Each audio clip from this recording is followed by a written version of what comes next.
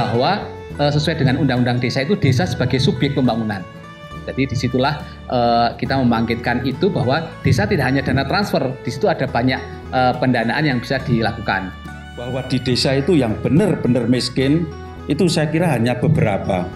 Malah justru yang banyak itu jatuh miskin.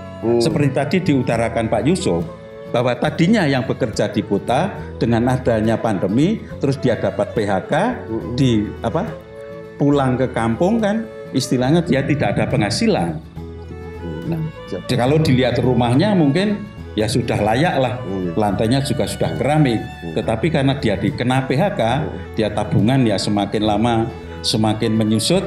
Lah itu yang menjadikan jatuh miskin. Sekarang mau cari pekerjaan di Temanggung itu ya susah. Pendanaan di desa itu utamanya adalah peningkatan sumber daya manusia, kemudian yang berkaitannya dengan ekonomi. Dan kegiatan di sana harus nyata dan memenuhi daya mungkin. Itu saja, Pak. Yang terhormat Bapak Heri Pudiatmoko selaku Wakil Ketua DPRD Provinsi Jawa Tengah. Kepada yang terhormat Mas Andoyo selaku anggota DPRD Temanggung dari fraksi Gerindra. Yang terhormat Mas Yusuf Edi Nugroho selaku Kepala Bidang Perencanaan Pembangunan dan Pengelolaan Keuangan Desa Dinpermades. Serta Mas Mbak hadirin yang kami hormati pula. Pertama-tama marilah kita panjatkan puji syukur kehadiran Tuhan Yang Maha Esa. Karena atas berkat limpahan karunia-Nya kita semua bisa berkumpul bersama pada siang hari ini dalam acara Fokus Group Discussion Upaya Pembangunan Desa di Masa Pasca Pandemi. Mas hadirin sekalian yang berbahagia, untuk meningkatkan rasa cinta terhadap Negara Kesatuan Republik Indonesia, marilah kita menyanyikan lagu Indonesia Raya. Hadirin dimohon berdiri.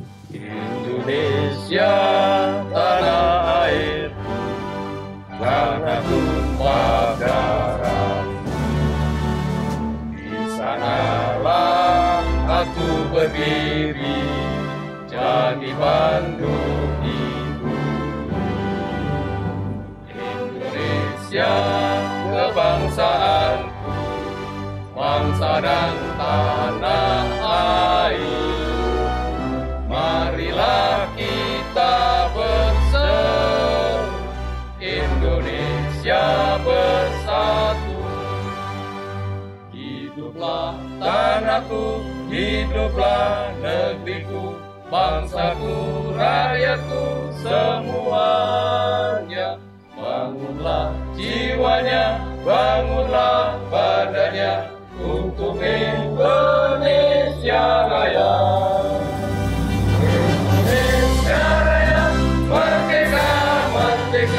Tanahku, negeriku yang kucinta. Indonesia Raya, merdeka, merdeka. Indonesia Raya. Indonesia Raya, merdeka, merdeka. Tanahku, negeriku yang kucinta. Indonesia Raya, merdeka, merdeka.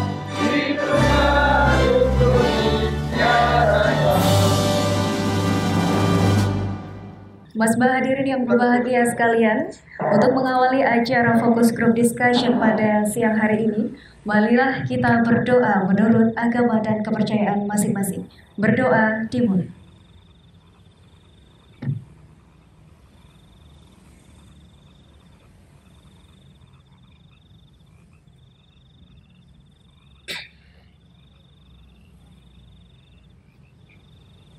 Berdoa selesai.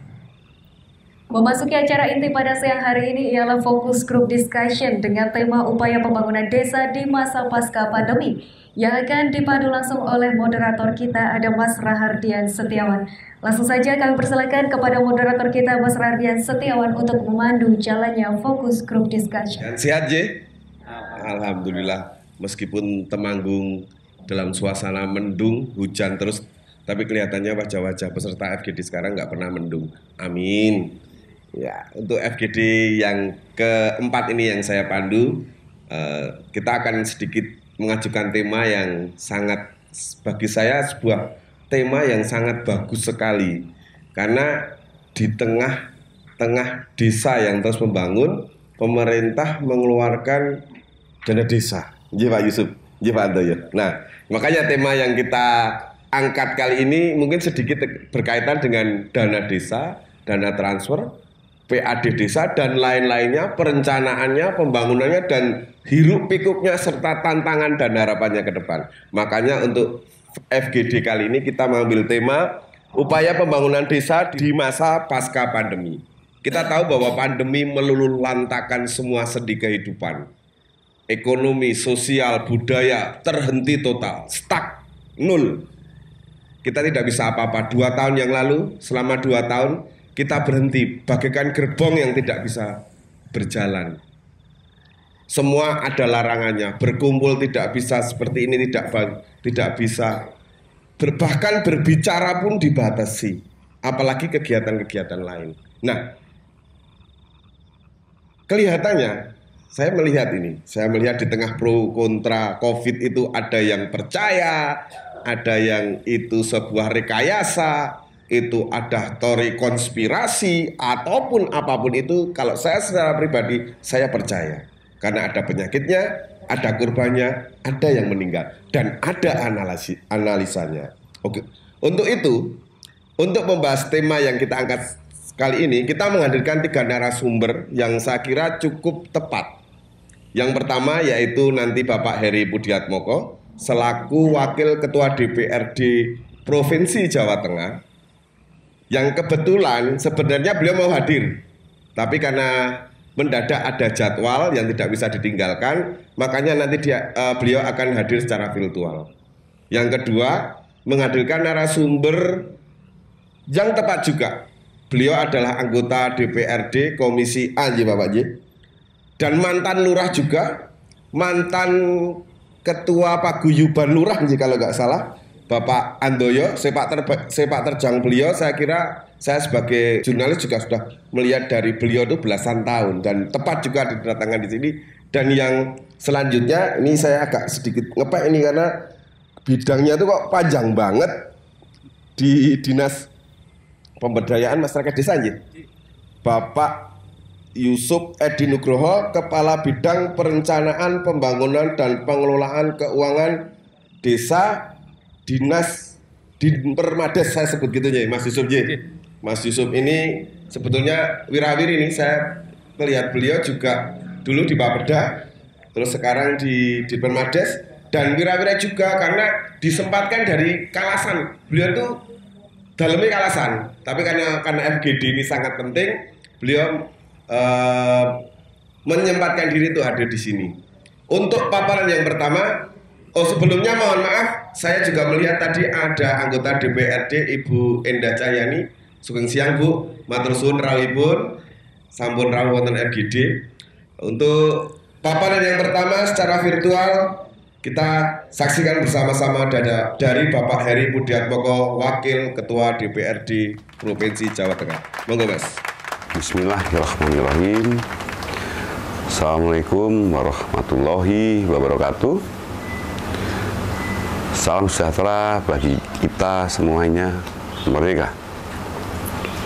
Yang kami hormati Dinpermasdes Kabupaten Temanggung, yang kami hormati Bapak Andoyo, anggota DPRD Kabupaten Temanggung, yang kami hormati Bung Joni Kristianto, salah satu pimpinan Ormas di Jawa Tengah, yang kami banggakan Bapak, Ibu, saudara peserta fokus group discussion dengan tema upaya pembangunan desa pasca pandemi COVID-19. Pertama-tama, mari kita panjatkan puji syukur kehadirat Allah Subhanahu wa Ta'ala, karena atas berkat rahmat dan hidayahnya kita bersama-sama bisa berkumpul dalam keadaan sehat walafiat untuk mengikuti acara FGD pada hari ini.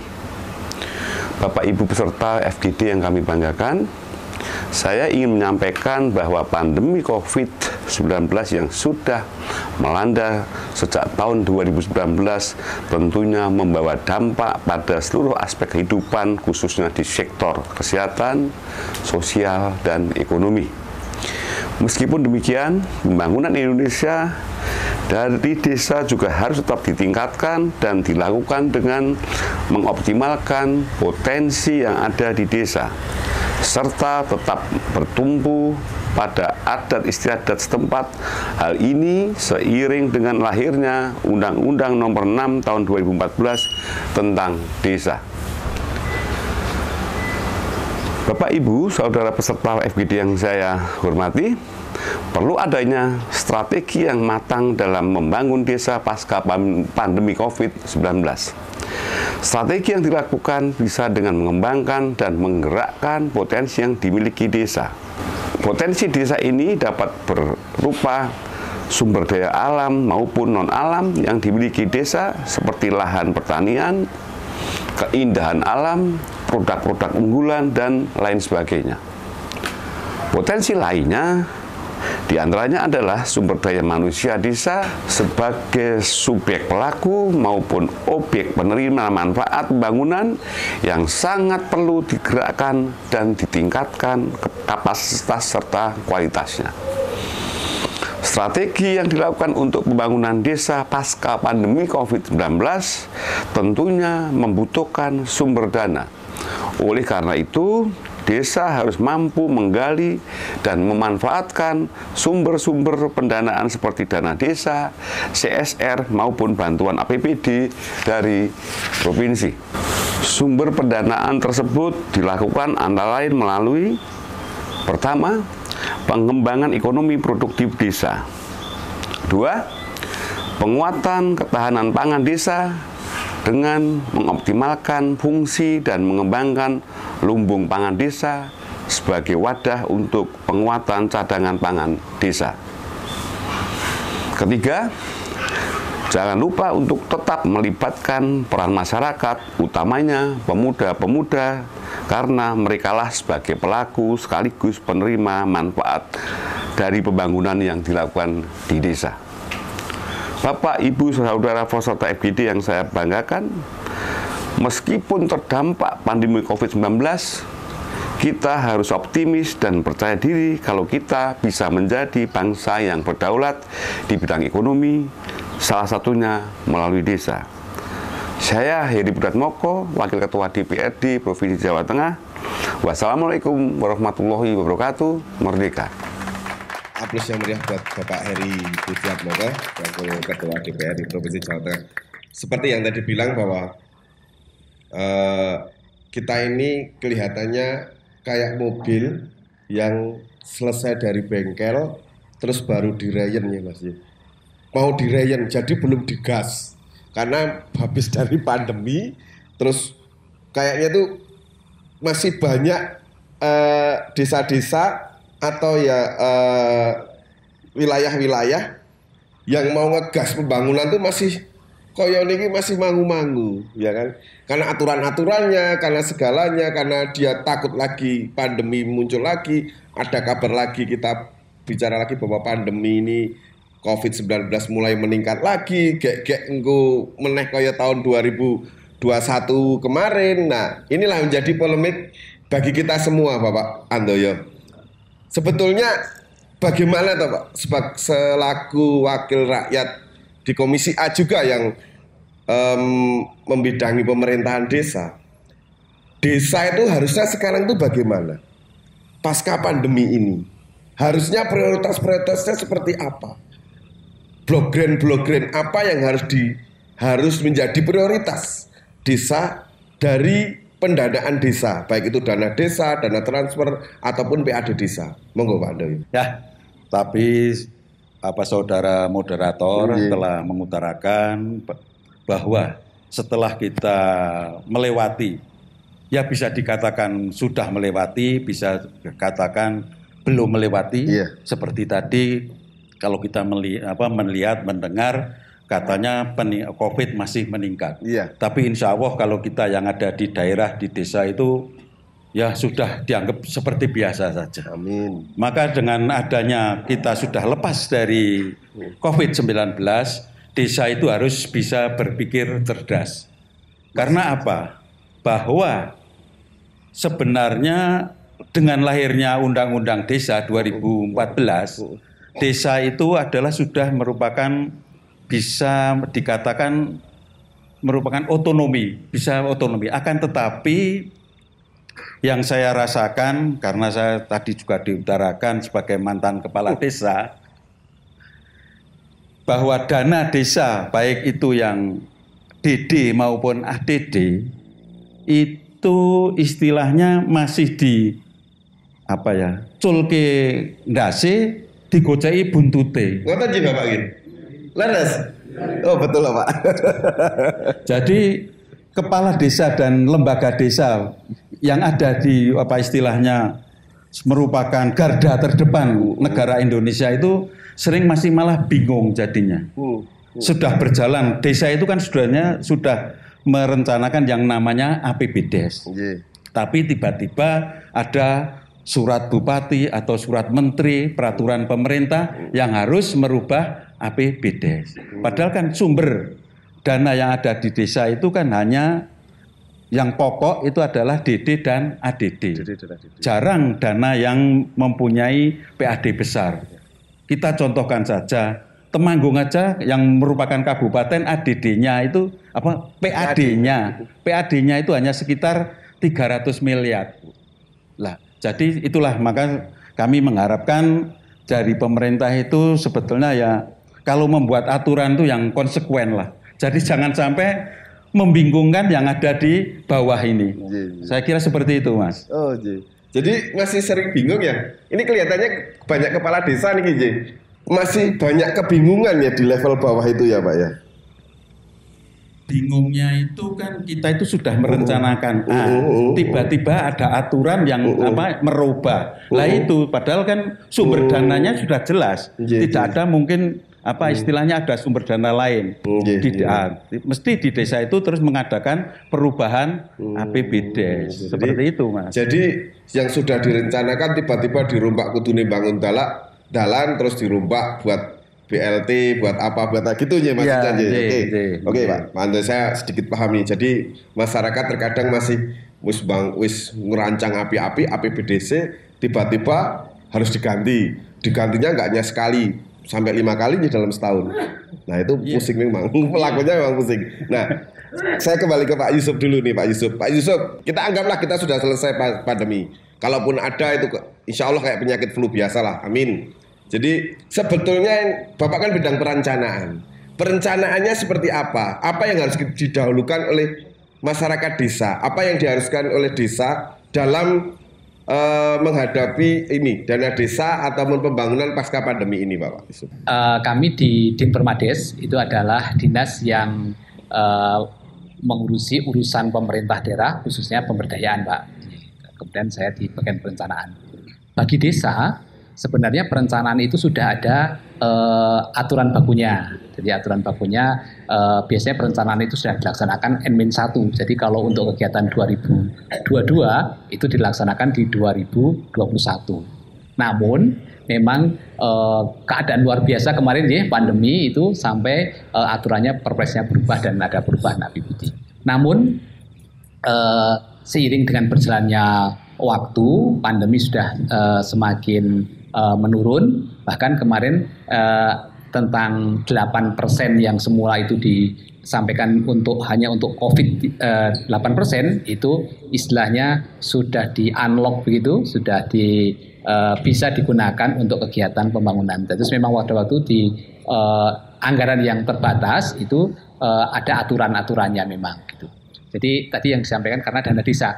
Sebenarnya desa ini tidak hanya pada dana desa saja, tapi ada dari PAD, dana transfer, kemudian pendapatan lain yang sah. Ketika itu dana transfer, dan disebutkan DD dan ADD, memang setiap sumber dana itu ada aturan tersendiri. Gitu. Itu yang menjadikan untuk dana desa harus mengikuti aturan dana desa itu. Tetapi ketika itu merupakan PAD atau bukan dana transfer atau di pendapatan yang sah, maka itu adalah kewenangan desa. Tadi disebutkan oleh Pak Handoyo tadi, Undang-Undang 6 tahun 2014 itu membuat kita termasuk acara hari ini kami terima kasih sekali kita ada acara semacam ini. Kita terima kasih sekali ada acara semacam ini karena ini kembali kita membangkitkan semangat Bapak Ibu sekalian bahwa sesuai dengan Undang-Undang Desa itu desa sebagai subjek pembangunan. Jadi disitulah kita membangkitkan itu bahwa desa tidak hanya dana transfer, di situ ada banyak pendanaan yang bisa dilakukan. Satu hal lagi bahwa pendekatan desa sebagai karunia Tuhan Yang Maha Esa dengan kemampuan lokalnya, keramah tamahannya, kemampuan potensi alamnya, itu pendekatannya pasti berbeda dengan kota sebagai buah pengetahuan dan teknologi. Terbuktinya dengan mana? Dengan adanya pandemi, Bapak Ibu sekalian. Ketika pandemi, orang-orang yang bekerja di kota malah balik ke desa, Mas Dian, ya. Jadi justru desa itu kuat gitu. Desa itu justru lebih kuat untuk menghadapi pandemi itu. Sehingga sekarang sudah pandemi turun, daripada masyarakat kemudian kembali ke kota lagi, sumber daya yang luar biasa yang ada di kota yang sekarang ada di desa ini, mari membangun sama-sama desa kita gitu. Nah, itu yang karena di desa mereka mempunyai alat produksi sendiri, tanah pertanian dan sebagainya. Nah, itu bagian dari bagaimana kita akan mari membangun desa kita gitu. Nah, Pak. Di perencanaan juga penting. Ini saya tadi agak sedikit terusik asik dengan pernyataan Pak Handoyo di Colke Dase cekali buntute. Jadi dikibat-kibat gitu. Jadi kalau seumpamanya itu sebetulnya dari desa ini ya Pak, dana desa, dan Bapak juga mungkin Mas Handoyo juga melihat bahwa setiap kali mesti di komisi A kan selalu melihat bagaimana perencanaan desa itu. Sebetulnya kurangnya di mana atau Kabupaten Temanggung ini selain apa itu yang kakean aturan. Nah, itu sebetulnya desa itu masih kurang bagaimana kalau melihat dari APBDes apapun dari perencanaan ataupun penggunaan dana, sepengalaman Bapak dan sepengetahuan Mas sebagai anggota DPRD, Mas. Kan terbenturnya itu dengan aturan dari pusat itu, Mas. Nah, harusnya kan ya memang itu apa istilahnya sudah dikasihkan, wis dinehke, ya tinggal kita memantau aja, jangan sampai aturan yang sudah baku dari awal di tengah-tengah ada perubahan. Seperti yang tahun-tahun menghadapi pandemi. Nah, semoga ini di tahun 2023 nanti karena sudah tidak pandemi, sudah tidak banyak perubahan. Karena seperti tadi diutarakan Pak Usop bahwa dulu yang 8% itu adalah untuk mengatasi pandemi, sekarang itu sudah dilonggarkan. Jadi boleh menganggarkan hanya 3% ya Pak Usop ya. Disisakan 3%. Kalau dulu kan malah waktu gencar-gencarnya pandemi itu harus 40% minim untuk mengatasi COVID-19 itu terutama BLT. Padahal nuwun sewu, ya itu menjadikan pusing kepala desa dan perangkatnya bahkan Pak RT-nya. Karena kita lihat bahwa di desa itu yang benar-benar miskin itu saya kira hanya beberapa. Malah justru yang banyak itu jatuh miskin. Seperti tadi diutarakan Pak Yusuf, bahwa tadinya yang bekerja di kota dengan adanya pandemi terus dia dapat PHK pulang ke kampung kan istilahnya dia tidak ada penghasilan. Nah, kalau dilihat rumahnya mungkin ya sudah layak lah, lantainya juga sudah keramik, tetapi karena dia dikena PHK, dia tabungan ya semakin lama semakin menyusut, lah itu yang menjadikan jatuh miskin. Sekarang mau cari pekerjaan di Temanggung itu ya susah. Apalagi masa-masa pandemi seperti kemarin itu, Mas. Pak Handoyo, banyaknya aturan tentang penggunaan dana desa, entah itu anggaran desa ya. Kita bicara anggaran desa ya, baik itu ADD, dana desa yang dari pemerintah, khususnya yang transfer. Banyaknya aturan, banyaknya perubahan-perubahan itu sangat mengganggu ya Pak ya, untuk mengembalikan pembangunan desa di pasca pandemi ini. Ya sangat mengganggu Mas, karena kan seperti tadi juga diutarakan Pak Yusuf bahwa dana desa itu yang mau diterima kan sudah istilahnya sudah pasti, ya kan? Kecuali desa punya PAD, tetapi dengan adanya pandemi kan juga misalnya yang tadinya ada BUMDes pariwisata kan juga tidak ada pengunjung wisata, BUMDesnya tidak jalan. Nah itu kan otomatis harus merubah anggaran yang sudah ada sebelumnya diperuntukkan untuk A, jadi dirubah harus yang sesuai dengan aturan yang terbit itu, Mas. Ya. Saya juga sedikit agak kemarin ada pengamat kebetulan yang ngobrol sama saya, Mas Joni ya dari organisasi Satria itu bilang sekarang kelihatannya BLT itu kok mau lempar di desa ya. Padahal dulu kelihatannya tanggung jawab pemerintah pusat, sekarang dikembalikan ke desa.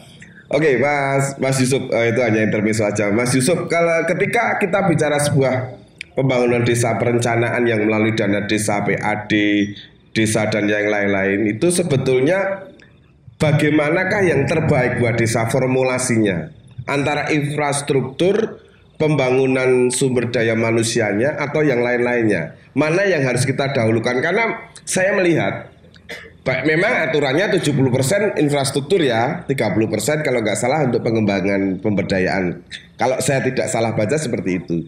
Tapi fokusnya desa itu terus berlomba-lomba bagaimana membangun tanpa membangun sumber daya manusianya. Itu bagaimana pendapatnya Mas Yusuf? Mas Ruan, Mas Rian. Jadi terkait dengan prioritas pembangunan ya. Sebenarnya kalau di desa itu sudah ada perencanaan secara sistematis, sehingga Pak Kepala Desa begitu dia jadi Kepala Desa, kemudian dia membuat RPJMDes, Pak. Itu berlaku selama 6 tahun. Kemudian dijabarkan menjadi RKPDes, itu tahunan begitu. Nah, itu kemudian itulah yang selanjutnya N-1 kemudian menjadi APBDes. Jadi perencanaan sistematis memang demikian, dan itu berlaku untuk semua sumber dana. Itu ada di dalam APBDes, sehingga perencanaannya harus sistematis. Namun ketika berjalan biasanya ada tematis tertentu sesuai dengan pendanaan, misalnya dana transfer dari desa tadi. Memang dana desa ini luar biasa, sebenarnya ini salah satu perjuangan Pak Andoyo ini. Ini setiap desa mendapatkan dana desa yang luar biasa. Namun itu sudah ada juga temanya. Seperti tahun 2023 besok, Bapak Ibu sekalian, dana desa di Kabupaten Temanggung itu ada 235 miliar, Pak. 235 miliar. Rata-rata hampir satu desa 1 miliar ya Mas ya? Kita ya, itu rata-rata ya. Kita kan ada 266 desa. Jadi 289 itu 266-nya itu adalah desa. 92% Temanggung itu adalah desa. Jadi luar biasa Temanggung ini. Sehingga kita harus melihat ini suatu hal yang sangat strategis. Tapi di dana desa itu juga sudah ada arahannya bahwa untuk tahun 2023 prioritasnya ada pertama pemulihan ekonomi. Pemulihan ekonomi nasional. Yang kedua adalah untuk mendukung prioritas nasional. Yang ketiga adalah untuk mitigasi dan penanganan bencana alam maupun bencana non alam. Jadi itu 3 prioritas untuk yang 235 miliar tadi. Di luar itu adalah unik masing-masing desa. Tadi disebutkan bahwa desa itu unik dengan otonom mengatakan Mbak Anwar tadi. Jadi itu artinya sudah ada ketentuannya. Ketentuan itu sebenarnya apa? Ketentuan untuk memudahkan desa. Jadi aturan itu digunakan untuk memudahkan desa. Tapi ruhnya adalah yang pasti pirsa adalah Bapak Ibu sekalian yang ada di desa sendiri. Makanya kami dinas pemberdayaan. Pemberdayaan itu kan membuat berdaya. Berdaya itu bisa mengatasi kesulitan yang ada pada dirinya. Jadi tadi ada pendamping desa, tenaga ahli TAPM itu dari Kemendes memberdayakan. Kami bertugas memberdayakan. Sehingga persoalan di desa, masing-masing desa itu unik, mereka harus bisa mengatasi persoalan itu. Sehingga itulah makanya pemberdayaan desa itu menjadi hal yang luar biasa, Mas. Jadi belum sudah disinggung soal 3 penggunaan, Pak. Aturannya sudah dari pusat, sudah ada 3 itu, Pak. Jadi benar yang dikatakan Mas Andoyo tadi. Mas, saya terusik dengan satu daerah, yaitu di daerah Klaten, Umbul Ponggok ya. Begitu dahsyatnya Umbul Ponggok itu. Dengan dana desa saya kira itu sekitar ya hampir sama lah, kurang lebih 1 M. Sekarang menjadi desa super kaya. Bahkan anak di sana itu menurut yang saya baca harus kuliah. Kalau tidak bisa kuliah, dikuliahkan oleh desa. Bisa nggak, Pak, Temanggung seperti itu? Kalau sebetulnya di Temanggung itu kalau sumber daya alamnya tidak kalah dengan daerah lain, Mas. Seperti kita di daerah sini ada Jomprit, di daerah Wonoboyo Naik itu ada apa? Air terjun apa Mas? Surodipo, Surotroco. Itu sebenarnya bisa dikelola. Akan tetapi di Temanggung ini yang menjadi hambatan adalah infrastrukturnya, Mas. Jalan menuju ke wisata itu yang belum memenuhi. Karena kan sekarang ya di samping kalau yang anak-anak muda itu mungkin wisatanya sambil pacaran ya. Amin. Tapi kalau yang sekarang lagi ngetren itu kan wisata religi gitu. Itu kan pasti pakai bis gitu. Bis saja kalau bis yang besar itu. Jadi kendalanya di situ. Sebetulnya kalau kita bisa mengelola dan bisa memberikan fasilitas yang lebih, insya Allah Temanggung itu lebih baik daripada mungkin negara asalnya Mbak Indah itu Batu Malang. Iya, Batu Malang tuh. Itu juga, tapi kan dia itu sampai ke puncaknya jalannya itu lebar. Lah kalau di Temanggung itu seperti di Embong Kledong. Itu kendaraan kecil aja mau papasan tidak bisa. Tapi alhamdulillah itu karena Pak Kepala Desanya yang kemarin itu cerdas. Jadi dia juga menjalin komunikasi dengan anggota dewan, baik yang dari kabupaten maupun provinsi. Jadi masalah infrastruktur jalan itu dia dimintakan dari anggota dewan, karena anggota dewan itu kan punya pokir, Mas. Tapi saya kira di balik semua hambatan itu, Mas Handoyo, bahwa sebetulnya Temanggung bisa, tapi ada hambatan fasilitas infrastruktur. Tapi kalau sumber daya manusianya sebenarnya dari desa itu untuk mengembangkan objek wisata, untuk membangun desa, untuk menciptakan PAD yang cukup besar, sebetulnya mampu nggak? Wah, sangat mampu, Mas. Sekarang di desa itu yang tidak sekolah tidak ada. Kalau zaman kecil saya, kalau yang sekolah itu tidak umum. Tapi kalau sekarang kalau tidak sekolah itu tidak umum. Sekarang tamatan paling tidak SMA itu wah sudah merata. Jadi kalau masalah sumber daya manusianya insya Allah lah bisa sudah. Karena sekarang ya pengalaman Mbah Google juga itu bisa dimintai pertimbangannya. Tapi saya masih sedikit agak gimana ya, bukan apatis ya Pak. Ya Mas ya. Kebanyakan desa di Temanggung itu membuat suatu itu instan. Ya. Rame, habis itu lenyap entah kemana. Ya kan banyak kan desa-desa yang bangun wisata-wisata yang kayak dulu tuh di Watulaya atau apa itu, wah hebatnya minta ampun. Tapi setelah itu sampai di sini ya karena pandemi juga, akhirnya kabarnya hilang. Nah inilah kontinuitas ini yang sering terkadang dilupakan. Lebih penting kebiare lebare hilang, ya kan. Nah Mas Yusuf, dana desa ini sudah lama, sudah dari pemerintahan zamannya Pak Jokowi ya, dana desa ya. 2014. Sekarang udah 2022, 8 tahun. Kita anggap minus 2 tahun. Berarti ada 6 tahun. 6 tahun digulirkan dana. Saya akan bedah kasus sedikit. Sebetulnya salahnya di mana toh Pak?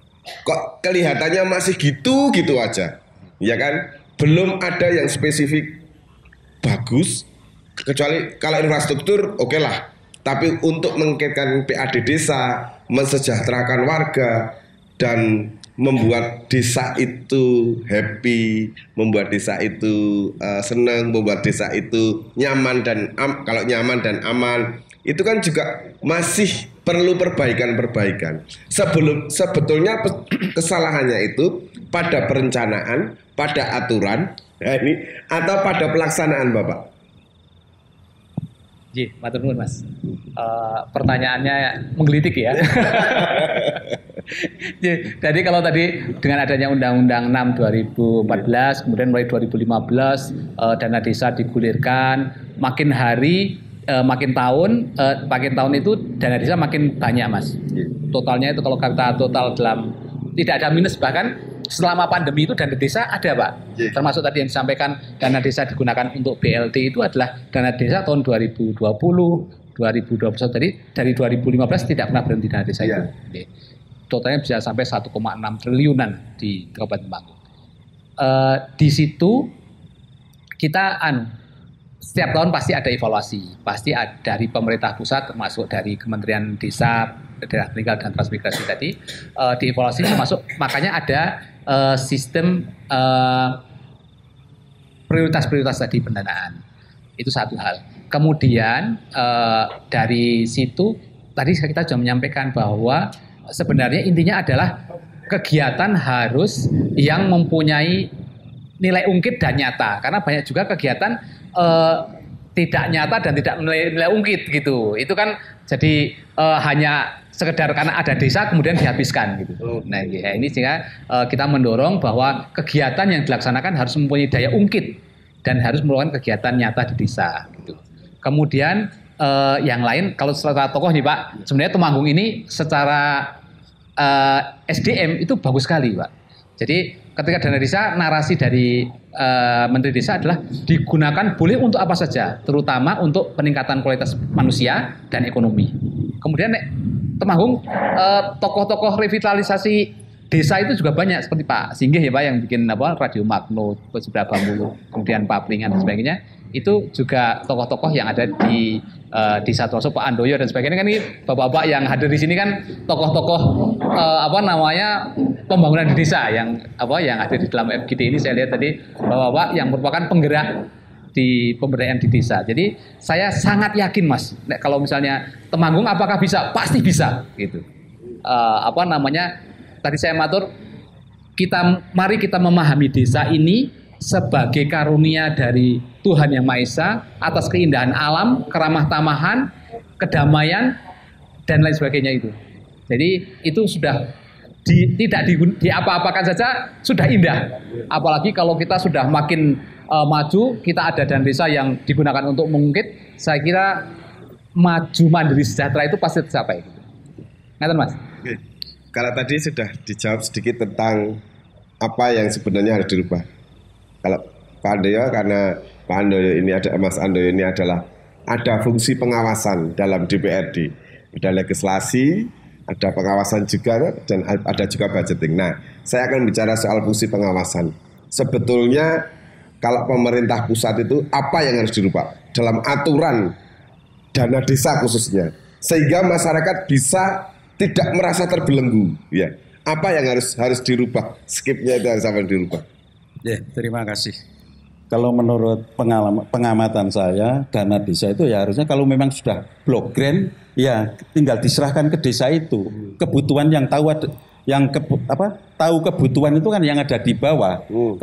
Karena apa? Bahwa lain desa juga lain kebutuhan. Nah, tapi namanya regulasi itu kan berlaku menyeluruh. Tidak mungkin regulasi ini sepotong untuk istilahnya kabupaten A sepotong.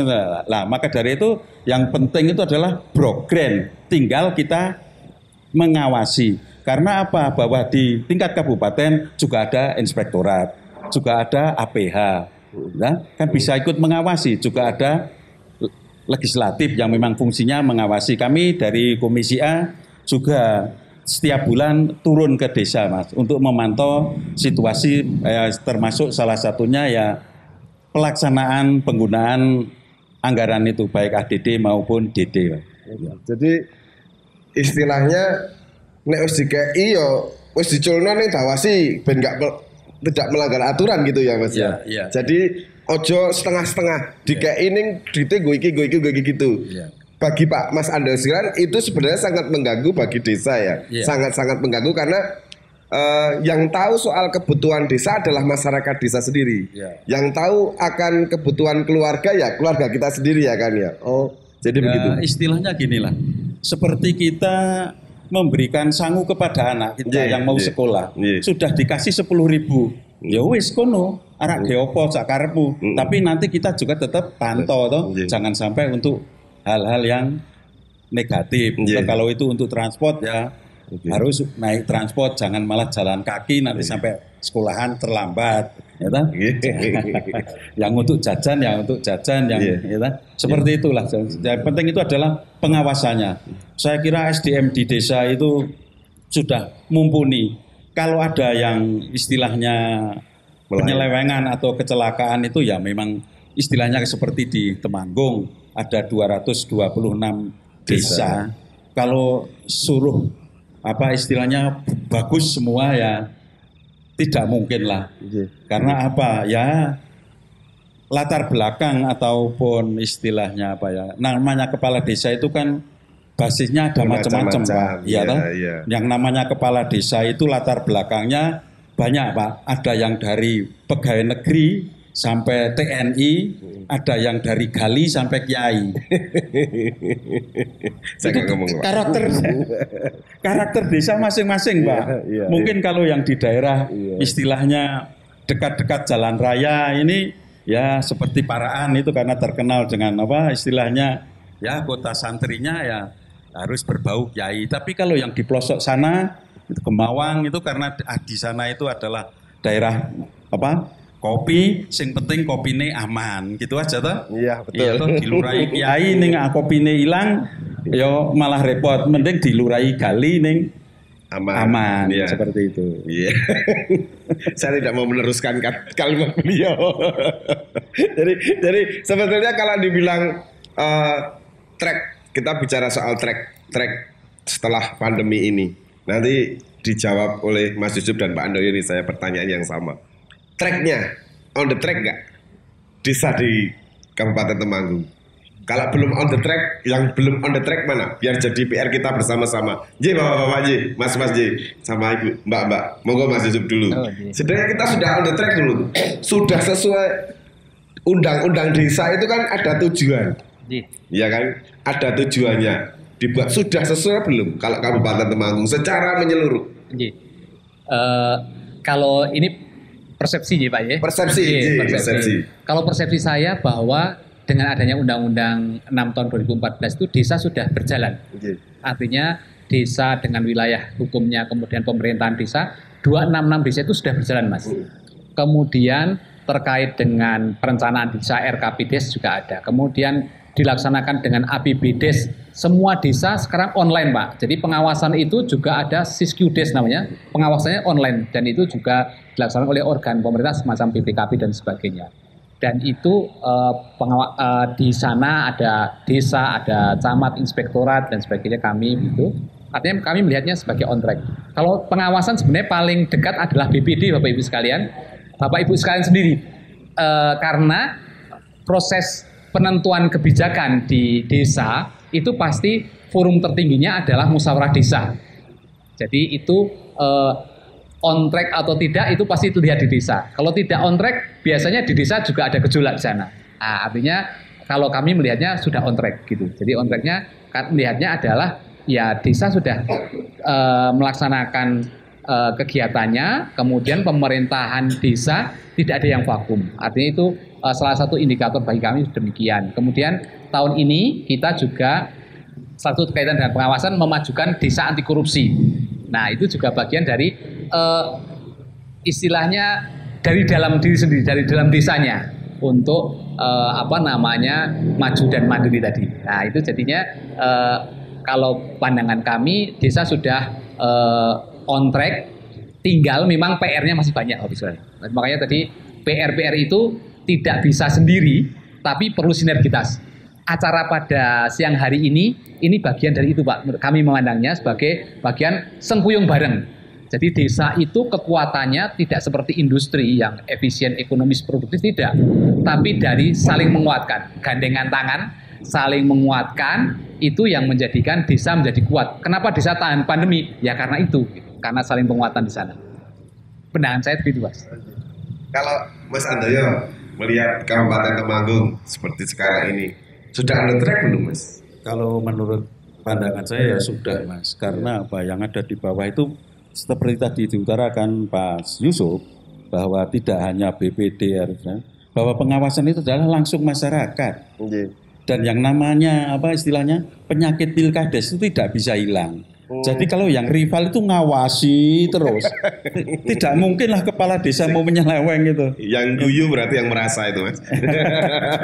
Anda tahu itu merasa diawasi atau merasa ngawasi? Kalau pilkada itu musuhnya sebulan, kalau pilkada 6 tahun ya. Iya. Karena apa? Bahwa yang kalah itu melihat yang menang itu tiap hari. Gitu? Gelar putahe itu ngerti itu wirawiri, lurahe wingi biasanya orang gue seragam terus ya. Itu kan terus jadi apa? Istilahnya ya panas gitu.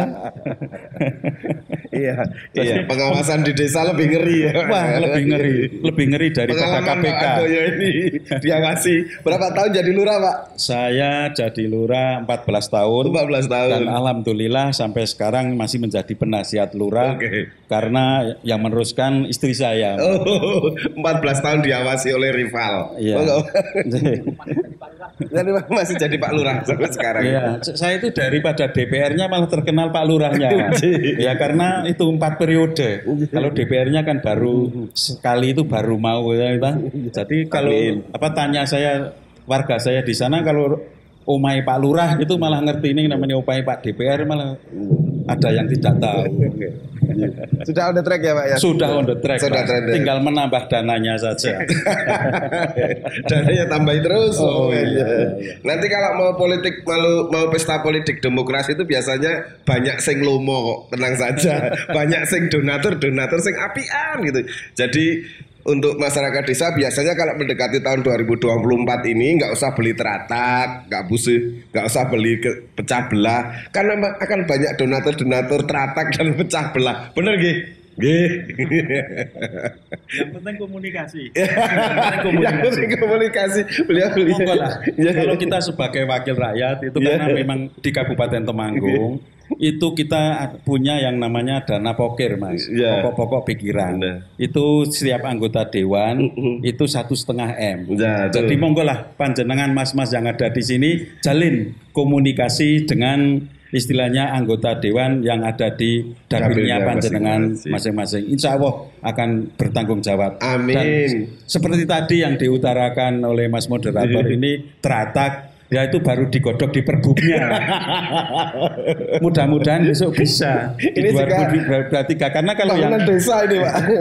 Kalau yang di 2022 itu tidak boleh kalau untuk beli teratak. Oh, nggak boleh. Kalau sekarang mulai boleh ini. Ya, ini baru ada terontong-terontongnya. 1,5 ada 2 anggota DPRD di sini, berarti ada 3 miliar dana pokir ya. Nah, itu ada 3 miliar. Mari dicatat nomor HP-nya Mbak Indah sama Mas Andoyo. Oke, Mas, kembali ke masalah tema ya. Masalah tema ya itu masalah upaya pembangunan desa di masa pandemi. Salah satu yang harus diprioritaskan sekarang dalam pembangunan desa. Setelah mobat mabit boso Jawa itu dikepung pandemi seperti itu, semuanya stuck.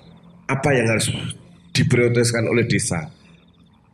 Kita akan beranjak step by step menuju kehidupan new normal atau normal baru atau normal lah, nggak pakai new. Tak anggap sekarang itu sudah normal lah. Nah, apa yang harus diprioritaskan lebih dulu untuk desa supaya desa itu menjadi desa yang gemah ripah lo jinawi? Mau nggak Mas Yusuf? Iya, tadi saya matur tentang ada 3 prioritas tadi. Yang pertama tentang pemulihan ekonomi. Jadi memang bagaimanapun ekonomi menjadi bagian yang penting. Pemulihan ekonomi tadi, kemudian prioritas nasional. Dari prioritas nasional itu termasuk pengembangan sumber daya manusianya. Ada stunting, ada SDGs dan sebagainya di prioritas nasional itu. Kemudian mitigasi bencana itu tadi Temanggung kan sering ada longsor dan sebagainya, itu alam. Kemudian non alamnya adalah seperti penyakit COVID ini, kemudian ada PMK kemarin, dan itu jadi prioritas-prioritas yang harus kita lakukan di tahun 2023. Kemudian kalau secara narasi yang umum tadi disampaikan bahwa pendanaan di desa itu utamanya adalah peningkatan sumber daya manusia, kemudian yang berkaitannya dengan ekonomi. Dan kegiatan yang dilaksanakan harus nyata dan mempunyai daya ungkit. Itu saja Pak. Daya ungkit itu jadi yang memperdayakan, jadi punya set efek ke semua ya, ke semua lini gitu ya. Terus ini penelitian ya. Jadi bahwa sebenarnya belanja pemerintah ini kerjasama dengan UGM Bapeda Temanggung itu bahwa belanja pemerintah itu hanya 7% dari PAD. Jadi uang yang bergulir itu sangat besar. Uang pemerintah tadi yang disebutkan uangnya 235 miliar kelihatannya banyak. Tapi sebenarnya uang yang beredar itu kan dari macam yang beredar di pasar itu uangnya banyak. Ekonomi itu bergularnya banyak di PDB. Jadi angka yang itu hanya 7% poinnya. Yang lainnya adalah uang sendiri yang bergulir di masyarakat. Artinya ya kita harus fokus pada diri kita sendiri. Sinergitas itu paling penting. Tadi Pak Endong komunikasi, sinergitas itu menjadi hal yang sangat penting karena ketika bersama saling menguatkan itu menjadi kekuatan yang ada di desa. Jadi kita tidak akan mengarah ke industri misalnya ngeten. Kok sekarang wong panen lombok sing apik-apik didol kemudian sing elek-elek sing dikonsumsi sendiri gitu. Kan itu kualik. Podo karo orang nyun sewu pegawai McDonald goreng ayam tapi tidak bisa goreng ayamnya itu kan ironi sebenarnya. Sehingga kita ke arah mari kita bangga sebagai warga desa, mari kita bangga untuk membangun desa kita karena nanti kita lahir di situ dan kita nantinya juga akan meninggal di situ. Itu bagian dari bagaimana mari kita membangun desa bersama-sama. Nah, siap. Di sini nanti juga akan buka sesi tanya jawab ya. Ada dua narasumber yang kompeten. Saya kira monggo siapa saja yang bisa bertanya kepada dua narasumber ini. Tapi kalau untuk tanya teratak setelah ini aja, jangan sekarang. Nanti saja setelah FGD. Jadi nanti siapa yang mau bertanya kepada Mas Andoyo, Mas Yusuf, monggo kepada Mas Yusuf yang bagian di Permades. Pak, sakjane iki aku ki entuk ora to koyo ngene, entuk ora to kok aku iki bar ngene kok yo diseneni ekspektorat ya, itu boleh ditanyakan nanti. Nggih. Mas Andoyo, saya masih sedikit jadi pertanyaan dalam diri saya sendiri. Sebetulnya dana desa itu sebetulnya pertanyaan ini harusnya tadi. Tapi sekarang menjadi sekarang. Karena kalau tadi kelihatannya nggak seru, sekarang menjadi sekarang. Sebetulnya kalau dianggap sebagai seorang wakil rakyat ini sebetulnya pertanyaan bodoh. Tapi harus saya tanyakan ini. Dana desa itu masih perlu nggak sih? Kalau dana desa ya sangat perlu, Mas. Perlu malah ditambah. Ya. Karena itu memang nafasnya jangan sampai desa itu menjadi subjek. Harus desa itu menjadi objek. Nafasnya dulu Parade Nusantara demo ke Jakarta itu kan melahirkan undang-undang desa. Itu kan adalah agar desa itu sejahtera. Kalau dulu kan yang sejahtera itu kan kelurahan, Mas. Desa itu sangat termarginalkan, terpinggirkan. Tapi dengan adanya undang-undang desa ini sudah lumayan. Maka kami harapkan untuk ditambah. Sudah lumayan ya, Mas ya. Iya. Besok kalau dulu nuwun sewu, Mas. Zaman saya jadi lurah pertama tahun 99 itu tidak ada uang apa-apa, Mas. Tapi ya alhamdulillah damai saja. Tapi karena sekarang itu kan tuntutan. Kalau desa tidak punya uang ya mau seperti apa? Sudah desa tidak punya uang, kepala desanya tidak kreatif, tidak mau menjalin komunikasi dengan anggota dewan, ya mesti akan stagnan desa itu. Seperti itu, Mas. Monggo diusulkan nanti ditambah itu dari desa. Moga-moga FGD ini dilihat, disiarkan di Magelang TV, dilihat di atas, besok untuk Temanggung ditambah. Amin. Ya toh. Marahi bingung meneh engko sing entekke to. 1 miliar aja banyak kan yang bingung loh, Pak. Saya banyak kepala desa itu yang saya lihat itu ada beberapa sih, nggak semua. Bukan masalah penggunaannya, masalah pelaporan dan pertanggungjawabannya. 1 miliar itu uangnya besar ya, besar sekali. Nah, nek dicake nggo pertanggungjawaban terus di reng-reng susunan laporan pertanggungjawaban itu yang masih saya kira masih sangat lemah ya, Mas Yusuf ya. Nah, benar nggak seperti itu menurut kacamata saya nih?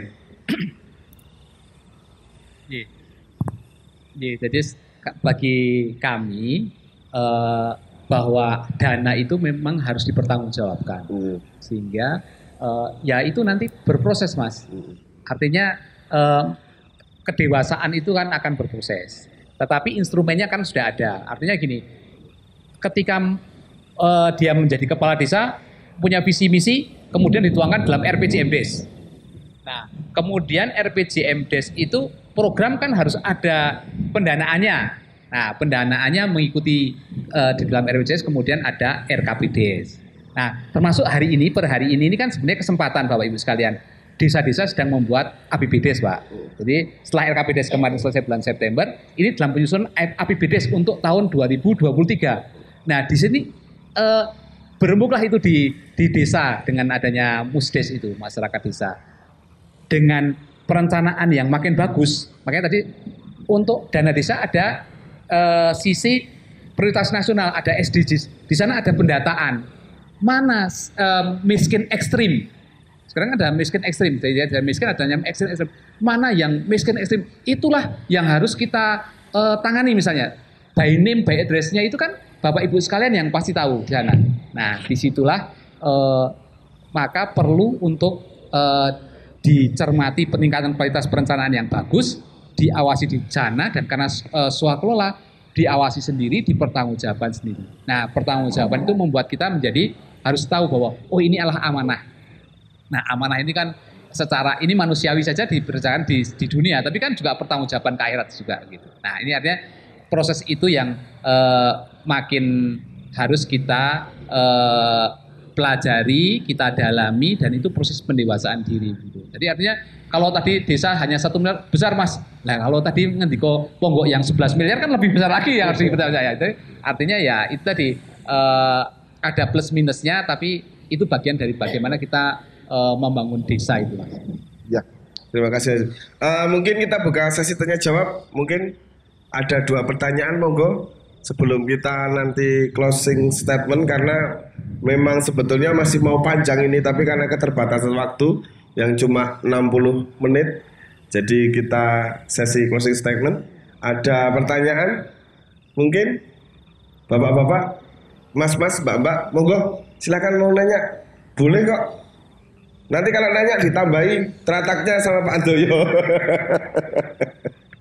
Tapi mungkin juga bisa Pak Andoyo nanti ini hanya guruan ya, guruan. Nanti kalau ganti presiden ya presidennya satu rumah kan mungkin bisa ditambahi dana desanya. Pak Andoyo yang usul kan bisa lebih enak. Monggo, siapa yang mau nanya? Kalau tidak ada, ya nanti mungkin bisa langsung menghubungi dari belakang ya. Kalau setelah FGD sama Mas Yusuf atau Mas Andoyo, kalau yang mau nanya, ya ini karena waktunya sangat mepet. Sebenarnya kalau bicara soal desa itu 2 hari 2 malam kita duduk sambil ngerokok sambil ngopi nggak akan selesai, apalagi sama Pak Andoyo ya kan. Jadi nggak akan selesai. Di penghujung acara FGD ini kami minta closing statement Bapak dari Pak Andoyo dan dari Mas Andoyo dan Mas Yusuf. Bagaimana sebetulnya desa di Kabupaten Temanggung ini supaya bisa maju, supaya bisa sejahtera. Monggo, closing statement. Ya, terima kasih. Mungkin untuk lebih memajukan desa yang ada di Temanggung ini, kita juga sering-sering mengadakan forum diskusi seperti ini. Jadi kita bisa saling tukar kabro lah istilahnya, tukar kabro, tukar pengalaman, saling asuh. Karena apa? Bahwa seperti tadi kami utarakan di depan, karakter desa kan juga masing-masing desa tidak sama, dan juga karakter kepala desanya. Seperti tadi itu latar belakangnya macam-macam. Ya, maka dari itu kalau sering diadakan pertemuan, insya Allah akan di desa-desa yang ada di Temanggung ini akan menjadi lebih maju lagi. Walaupun sekarang sudah maju, dan yang paling terpenting adalah dananya besok ditambah. Ya, amin. Kita aminkan. Monggo Mas Yusuf closing statement. Bagimu negeri jiwa raga kami. Hari ini Pak Andoyo, kami semua, kita semua datang sebagai abdi untuk melayani. Kami jika ada salah dalam perbuatan atau kata, mohon ditegur, dimarahi atau dinasihati. Karena itu modal bagi kami untuk memperbaiki diri. Sekian forum grup discussion kali ini. Sampai jumpa di FGD selanjutnya. Terima kasih. Wassalamualaikum warahmatullahi wabarakatuh.